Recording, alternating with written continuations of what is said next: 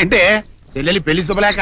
అవునండి, ఆగమేఘాల మీద అచ్చొత్తిచ్చానండి లగ్న పత్రికలు. తమరు దగ్గరుండి జరిపించాలి పెళ్లి. శుభం, తప్పకుండా జరిపిస్తా. ఇది అన్నట్టు పెళ్లి పనులకి ఎవరైనా మనుషులు తక్కువైతే చెప్పు, నా కొడుకు బుల్లిరాజు గారిని పంపిస్తా. చింతకాయం కాదు, మా ఇంటి నిండా బోల్డ్ మంది పనోళ్ళు పాలేర్లు. అసలే మాది ఇప్పుడు తొరల వంశం. వస్తానండి, అవతల బోల్డ్ మందికి వంచాలి లగ్న పత్రికలు. సెంతకాయలు అమ్ముకునేదానికి సిరిమాలత్యం పడితే సెంతకాయని చూసి సి వంకర టెంకరగా ఉంది, ఇదేం కాయా అని అడిగిందంట. అట్టుంది దీని కథ. డాడీ, ఏంట్రా? ఇది విషం, ఇది కిరసనాయలు, ఇది తాడు. అర్జెంట్ గా చచ్చిపోవాలంటే ఈ మూడిట్లో ఏది బెటర్ చెప్పు డాడీ. ఈ ఇసం తాగి ఈ కిరసనాయలు మీద వేసుకుని ఈ తాడు ఊరేసుకుని అగ్గిపుల్ల లపక్కన వెలిగించుకున్నారనుకో, టపక్కన ఎగిరిపోతారా. అవును, ఎంతకీ ఈ ఏర్పాట్లన్నీ ఎవరి సాగు కోసమో? నేనే ఆత్మహత్య చేసుకుందాం అనుకుంటున్నాను. నా బావి ప్రెసిడెంటా, నువ్వు బతికొండంగానే నీ ముఖం పగలు చూస్తే రేత్రి కల్లోకి వస్తుంది. అట్టానికి నువ్వు సచ్చి దెయ్యమయ్యావనుకో, దెయ్యాలు కూడా బెదిరి సస్తాయి. నువ్వు సచ్చకరా. చచ్చుతా. సచ్చకరా. నేను చచ్చుతా. అయినా అంత అర్జెంట్ గా సత్తాల్సిన కారణం నీకేంట్రా ఇప్పుడు? ఎందుక నేను పిల్లని లవ్ చేశా. ఆ పిల్లను నేను పెళ్లి చేసుకుంటానంటే నువ్వు నో అంటావు. నేను నీ మాట వినను అంటే ఆ ఆస్తి కవర్ ఎవరికైనా ఇచ్చేస్తాను అంటావు. నువ్వు ఇచ్చేసే ఆస్తి కవర్ కంటే నేను ఇచ్చేసిన మనసే నాకు ముఖ్యం. అందుకే నేను చచ్చుతా. అదే విషయం. ఓరు నా బొగ్గుకొండ, నువ్వు ప్రెసిడెంట్ అవడం నాకు కావాలి గాని పేడెత్తుకునే అమ్మాయిని తీసుకొచ్చి నానా నేను దీన్ని ప్రేమించాను అని చెప్పు, నేను చేయకపోతాను. అవును, ఎంతకే ఎవరమ్మాయి? ఒకటే అట్లా సిగ్గుపడబాకరా, చాలా సండాలంగా ఉంది. ఎవరో చెప్పు. అది అది జానకమ్మ.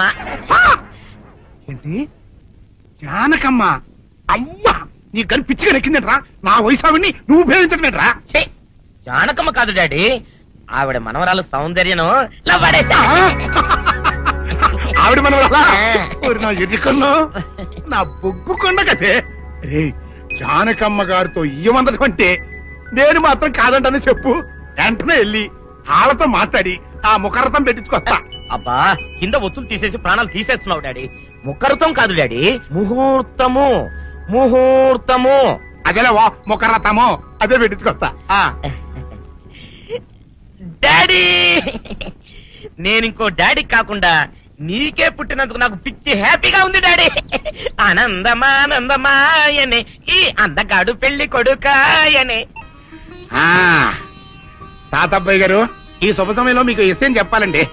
మా బుల్లిరాజు గారు పుట్టినప్పుడు నా గురించి డాడీ చెప్పు చెప్పు. మా బుల్లిరాజు గారు పుట్టినప్పుడు మా ఆవిడికి పురుడు పోసిన మంత్రసాని చూసి పుట్టింది పంది పిల్లేమో అనుకుని అని అడిచి ముడిచిపోయిందండి. డాడీ, ఇప్పుడు ఎవరినెందుకు?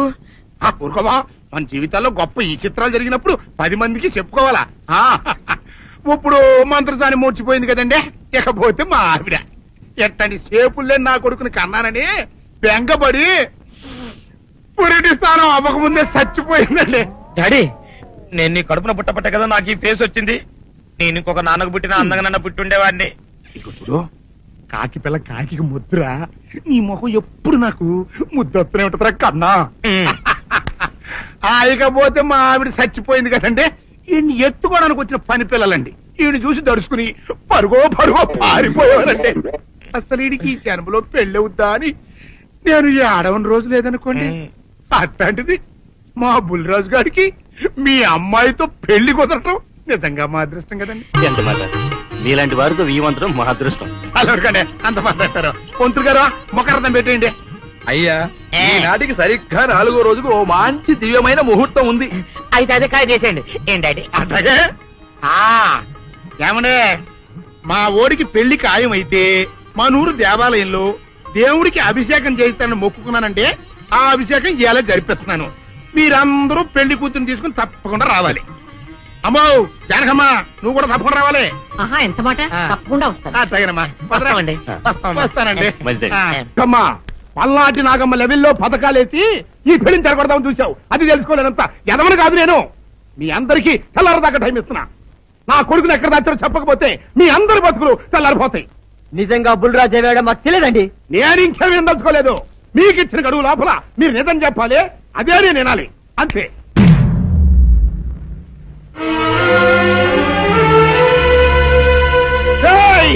గడువు దాటిపోయిందిరా, మిమ్మల్ని అందరినీ చంపేస్తా, నిజం చెప్పండి. బాబు గారు బుల్రాజు గారిని ఎవరో చంపేసి చెరువులో పడేసి.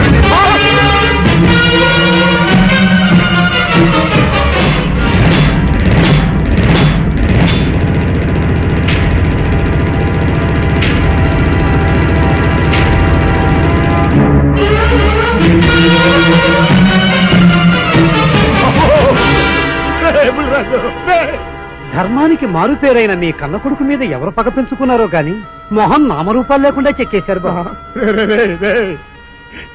నిన్ను ఈ ఊరి ప్రెసిడెంట్ చేద్దాం కదా అని ఎన్ని కలలు కన్నారా, అప్పుడే నీకు నూరేళ్ళు నిండిపోయినాయంట్రా. బుల్రాజు వచ్చారా ఇన్స్పెక్టర్ గారు? రండి, చూడండి ఈ ఘోరం చూడండి. పెద్ద మనుషులు అనుకున్న వాళ్ళందరూ కలిసి పన్నాగం పన్ని నా బిడ్డను పట్టలు పెట్టుకున్నారండి.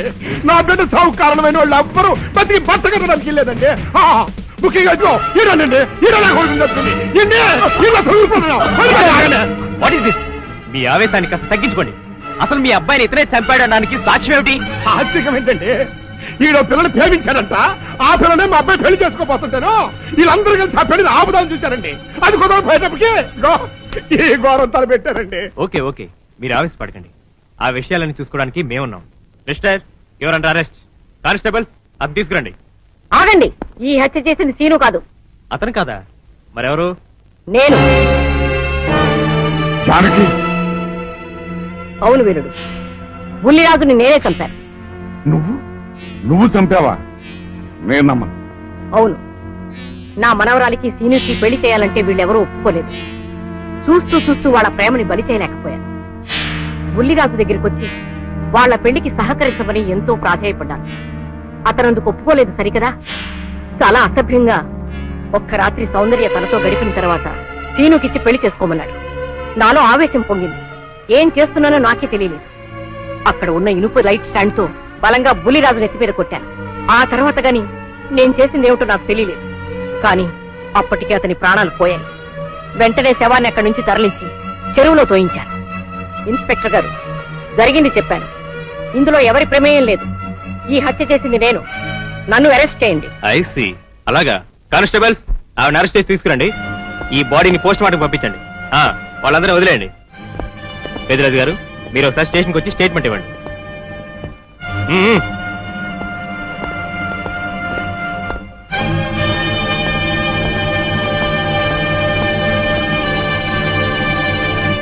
చెప్పు జానకి, ఏం చేయాలో చెప్పు. నా మెళ్ళో ఉరితాడు పడేలోగా నా మనవరాలి మెళ్ళో నీ మనవడు పసుపుతాడు కట్టాలి. అలాంటి మాట్లాడక జానకి, నేను భరించలేను. నీకేమీ కాదు, పట్నం వెళ్ళి మంచి లాయర్ని మాట్లాడతాను. ఎలాగైనా సరే నిన్ను బయటికి తీసుకొస్తాను.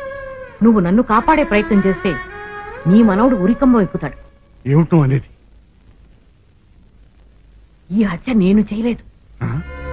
మరి సౌందర్యని పెళ్లి చేసుకుంటే నిన్ను చంపేస్తానని బుల్లిరాజుని గుళ్ళో బెదిరించాడు కూడా సీను. ఈ పరిస్థితిలో సీనుని అరెస్ట్ చేస్తే సాక్ష్యాలన్నీ అతన్నే హంతకుడిగా నిరూపిస్తాయి.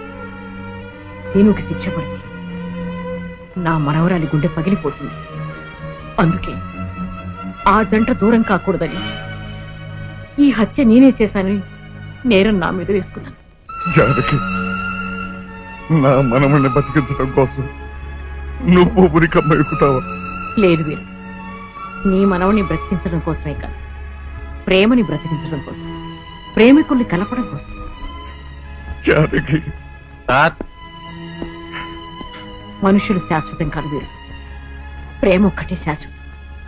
మన ప్రాణాలిచ్చైనా ప్రేమని బ్రతికించాలి, వాడిని దంపతులను చెయ్యాలి. అదే నా కోరిక. చేస్తావు కదూ?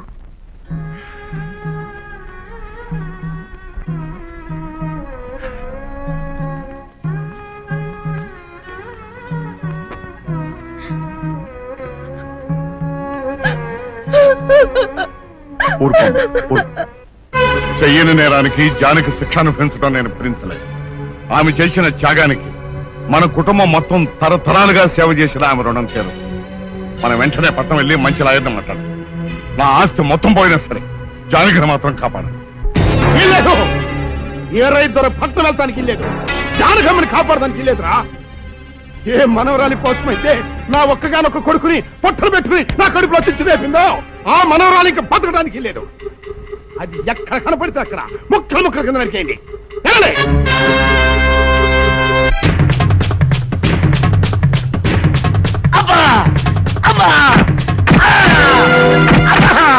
అభం శుభం తెలియని నా చెల్లిని పెళ్లి చేసుకుంటాను నమ్మించి మోసం చేస్తావా?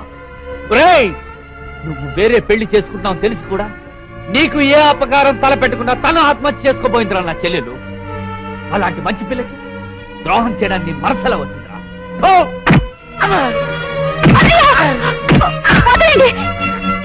పుల్లిరాజుని జానకమ్మ చంపేసిందనుకుని సౌందర్యని సీనుని చంపమని మనుషుల్ని పంపిస్తున్నాడు పెద్దరాజు. ఇప్పుడు ఈయన బ్రతుకున్న విషయం తెలియకపోతే సౌందర్యని సీనుని వాళ్ళు ఖచ్చితంగా చంపేస్తారు. వాళ్ళు పోతే జానకమ్మ వేరే ధర బ్రతకలేరన్నయ్య. పుల్లిరాజు నన్ను పెళ్లి చేసుకోపోయినా పర్వాలేదు, నా జీవితం నాశనం అయిపోయినా పర్వాలేదు. ఇంతమంది చావులి కాడు నేను కాకూడదన్నయ్యా. పుల్లిరాజు బ్రతికే ఉన్నాడన్న విషయం పెద్దరాజుకి చెప్పండి అన్నయ్యా, చెప్పండి. వినరా విను, ఇంత జరిగినా అది ఇంకా నీ మంచిగా కోరుకుంటోంది. ఇప్పటికైనా కళ్ళు తెరు. రేయ్ ఈ నీడ్ బాబుగా చెప్పండి రా. ప్రెసిడెంట్ గారి మనుషులు సౌందర్యం తీసుకుపోతున్నారు. మన సీని గారి స్నేహితులు వాళ్ళతో కలబడ్డారు. రండి రండి.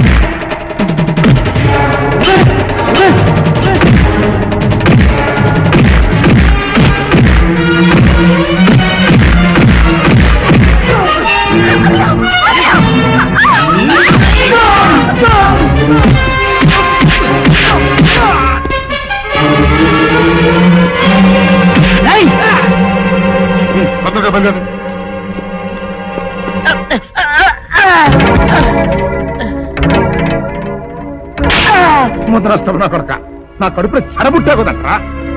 ఇంతకన్నా నువ్వు చచ్చినా బాగుండే. నువ్వు నిజంగా చచ్చావనుకుని ఆ పిల్లలు కూడా చంపేమని మనుషులు పంపించారు కదట్రా.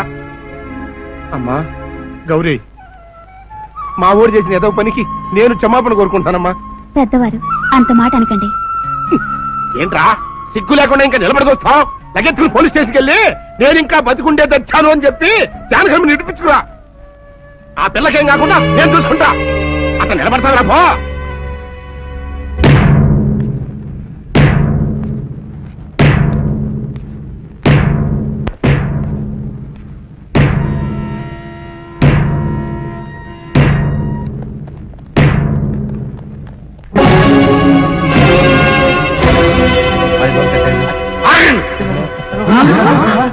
అడుగు ముందుకు వేశారో తలకాయలు పుచ్చకాయలా ఎగిరిపోతాయి. బాబు మీరు ఇక్కడే ఉండండి, వాళ్ళ అంచు చూస్తాను. ఒరే పెద్దిరాజు, నీ బలగాన్ని వెంటేసుకొస్తే నేను బెదిరిపోయి నా మనవన్నే మనవరాలు నీకు అప్పగిస్తాననుకున్నావురా? ఎరగరా, ఆలస్యం తగ్గించే కాస్త నేను చెప్పేది ఇరవయా. దమ్ములుంటే మగాడు అన్నవాడు ముందుకు రండిరా. ఈ వీరగారు సత్తాయితో చూపిస్తాను. ఇరిపించుకోండి బాబు.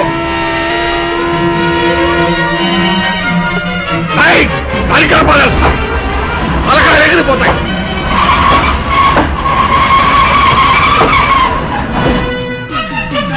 నేను అమ్మాయి మీరు ఎక్కడే ఎక్కడ మీరు వీళ్ళ సంగతి చూస్తాను.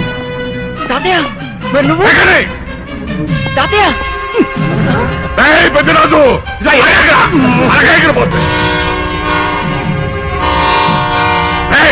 ఎక్కడెక్కడ వస్తున్నారు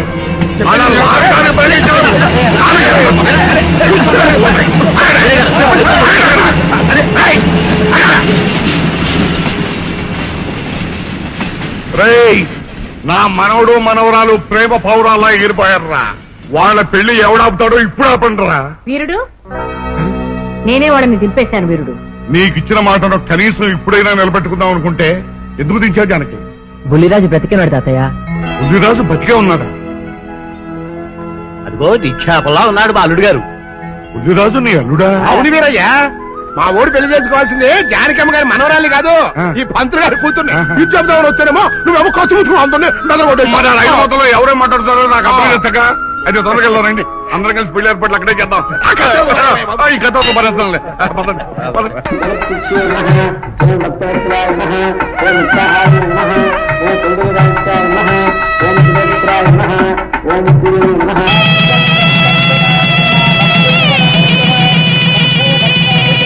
అంతా బాగానే ఉంది కనత్తయ్య.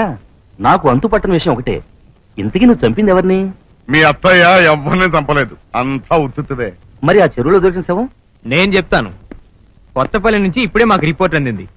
ఆ శవం ఆ ఊరు వాడిదేనట. పెళ్లి కొడుకు తరపు వాళ్ళకి పెళ్లి కూతురు తరపు వాళ్ళకి జరిగిన ఘర్షణలో అతను చంపేసి ఆ శవాన్ని మీ ఊరి చెరువులో పారేశారట. అది విషయం.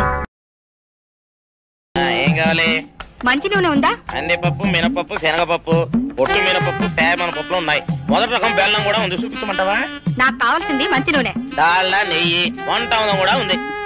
ఉందని చెప్తావే గానీ లేని సరికి లేదని చెప్పవా? లాక్యత్వం దాక్కుము మన్నోడితో అనకూడదు, అంటే తూకంలో తేడా వస్తుంది.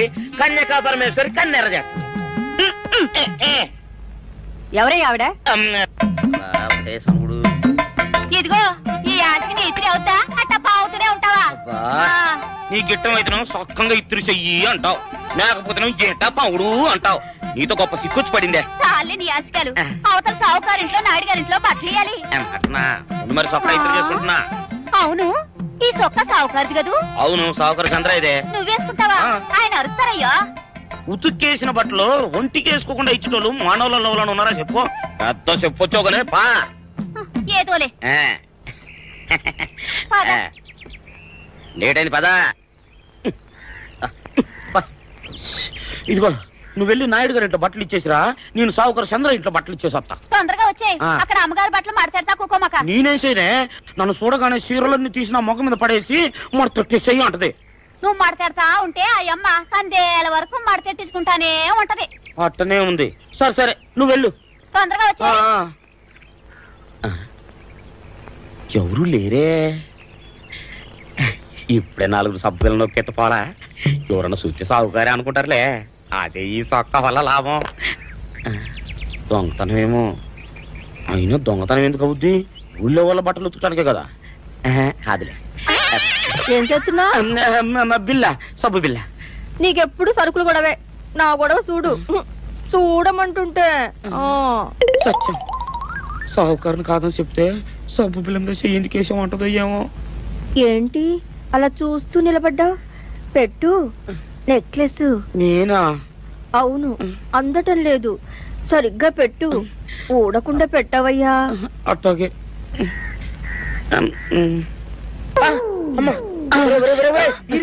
ఏంట్రా నువ్వు చేస్తున్న పని? ఏంట్రా నువ్వు చేస్తున్నది? అమ్మగారు పొక్కెం పెట్టమని అడిగితేను. ఇక్కడ ఉన్నావేటి? ఇడు ఈరయ్యా. అయ్యో. అవునే, నేను అనుకుని ఇయ్యాలని నెక్లెస్ కొక్కెం పెట్టమన్నావు, రేపు జాకెట్ హుక్కు పెట్టమంటావు, ఎల్లుండి లంగబందు బిగించమంటావు. ఏరా నా గుడ్డలు వేసుకోదని నీకు ఎన్నిసార్లు చెప్పానురా? ఎలక సచ్చిన వాసన వచ్చి నీ గుడ్డలు ఎత్తడానికి నేను పనికొత్తాను గానీ వేసుకోవడానికి పనికిరానా? వేసుకుని నా ఇంటికి రావడం దేనికి? అమ్మాది ఆవేశపడలేదు కాబట్టి సరిపోయింది, లేకపోతే నా కుమ్మ కొన్నేరై ఉండేది. చాలేవయ్యా, నీకు ఆడికి ఆ మాత్రం తేడా తెలీదా? ఈ రయ్య కుక్కం పెడుతుంటే అతని ఏలు ఇస్త్రీ పెట్టేలా ఏడుగా తగిలింది. అదే నీ ఏలైతే పెసరబద్దలా చల్లగా ఉంటుంది. అంచేత ఏ ప్రమాదం జరగదులే. ఏటైంది బాబు? నా పిండా కూడా అయింది. పోసే రచ్చి నా బట్టలు వేసుకోద్దా నా ఇరుగడికి నువ్వన్నా చెప్పవే, లేకపోతే నా కొంత కొల్లేరైపోయినా ఉంది. దేవుడా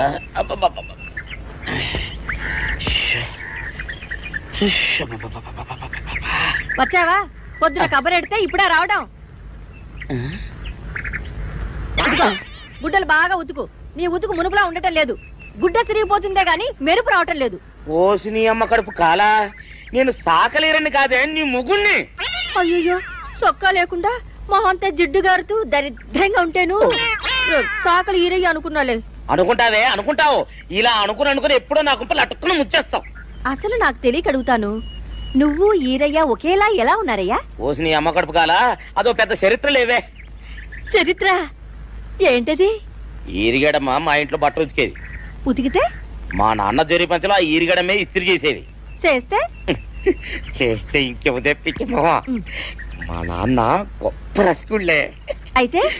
అయితేంటి ఆ తర్వాత జనక్ పాయలు బాధే. అప్పుడే నా పోనానికి ఈరిగడు పుట్టాడు. ఈరుగాడు పుట్టడానికి జనక్ పాయలు బాజాకి సంబంధం ఏంటంట? నీకు అర్థమయ్యేలా ఎలా చెప్పాలో నాకు అర్థం కావట్లేదు. సరే వెళ్ళి మధ్యలో పెట్టరాబా. తీసుకొస్తాలే. ఏది అర్థమయ్యేలా చెప్పవు చెయ్యవు. చెప్తా.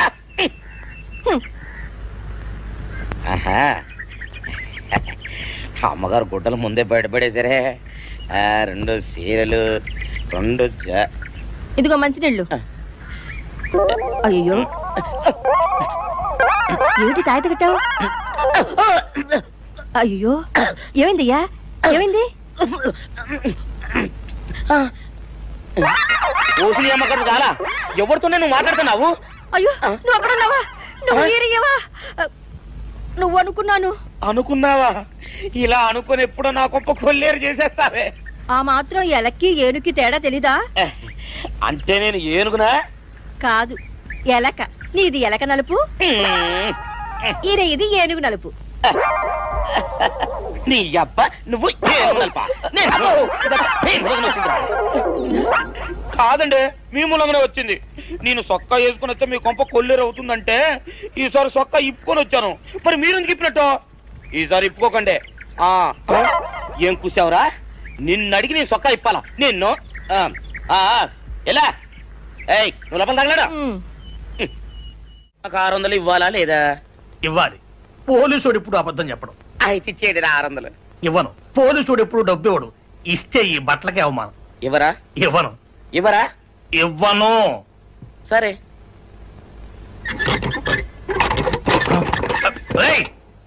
షౌకర్ తలుపుది. ఒరే నేను బయటకు వస్తే గొల్లైపోతావు. తలుపుదియా? తలుపు తీయమంటుంటే ఒరే కక్కుర్తి వెదవా, తలుపు తీరా. ఎట్రా ఇందాక లోపల ఏమన్నావు? నా డబ్బులు ఎగ్గొట్టడానికి నువ్వేమన్నా నా బావమరిదివా? నా డబ్బులు తిని తెగబలిసి కాకి డ్రెస్ ఒకటి ఉంది కదా నన్ను బెదిరిస్తావా? రే నోటుకొచ్చినట్టు వాగావంటే బొక్కలో వేసి తొక్క వస్తావు అనుకున్నావు. తలుపు తీ ముందు. తీయను. నువ్వే చేతనైతే తలుపు తీసుకొని బయటికి రా. తలుపు తీయవా? తలుపు తీయవా? తీయను. తలుపు తీయవా? తీయను. ఒరేయ్ నేను బయటకు వస్తే నీ గల్లా పెట్ట పగిలిపోద్ది అంతే. నువ్వు బయటకు వచ్చేసరికి నీలాటే ఇరిగిపోతాయి. ఒరే నిన్ను నీ అమ్మ.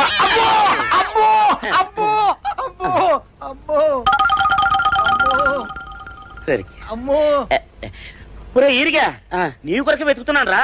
నువ్వు ఎస్ఐ గారు యూనిఫామ్ అవుతుకోట కదా, నీకు డబ్బులు ఇవ్వాలని ఎస్ఐ గారు నీ కొరకు చూస్తున్నారు. అట్టగానండి.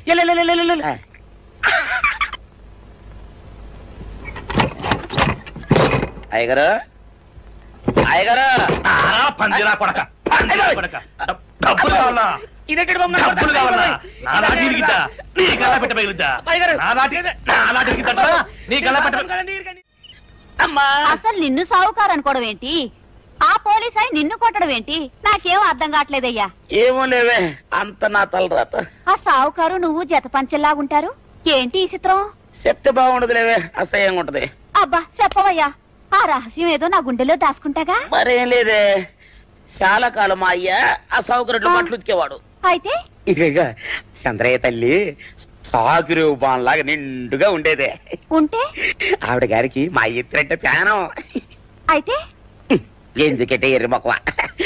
ఆ తర్వాత ఒకటే ఆనంద భైరవి. అప్పుడే ఈ చంద్రయ్య గారు పుట్టాడు. అందుకే మీ ఇద్దరం షాపు నుంచి తీసిన జత పంచల్లా ఉంటాం. అట్టండి అంటాడు దాన్ని కాని మెత్తిరి అరణాల డబ్బులకు రాని మెత్తిరి ఇదా ఏటి? నీళ్లు కావాలా? నా మొగుడే అలా అడగడు. నీకు ఒళ్ళెంత పొగరెక్కింది, పళ్ళు రాలిపోతే జాగ్రత్త. ఓరు దేవుడు నేను నీ మొగున్నానే. మరెందుకు సొక్క ఇప్పావు? సొక్క ఇప్పొద్దని 100 సార్లు చెప్పాను. సొక్క ఇప్పావంటే నువ్వు ఈరిగడివే. బుద్ధి తక్కువ ఇప్పాను, చేసుకుంటున్నాను. చంద్రయ్య, నా డబ్బు రెడీ చేసావా? ఎప్పుడో రెడీ చేశాను. ఇదిగో నారాయణ డబ్బు తప్ప నా దగ్గర ఉంటే వడ్డీ అన్నా వచ్చేది, అనవసరంగా అరటి తోట కొంటున్నావు. నీ దగ్గర డబ్బు దాచుకుంది వడ్డీ కోసం కాదయ్యా, నా మనవరాలి పెళ్లి కోసం. అదేలే, ఆ రామంబాబు దయ వల్ల కానీ కట్నం లేకుండా పెళ్లి జరిగిపోయింది. ఇంకా డబ్బు దాచుకుని నేనేం చేస్తాను చెప్పు. అందుకే దాని పేర అరటి తోట కొంటున్నాను. ఈ రోజే రిజిస్ట్రేషన్. అదిగో వచ్చింది. ఏముండవే, డబ్బు ముట్టింది, జాగ్రత్తగా చూసుకోండి. పర్వాలేదు రేవయ్య, నీ మీద నాకు నమ్మకం ఉంది.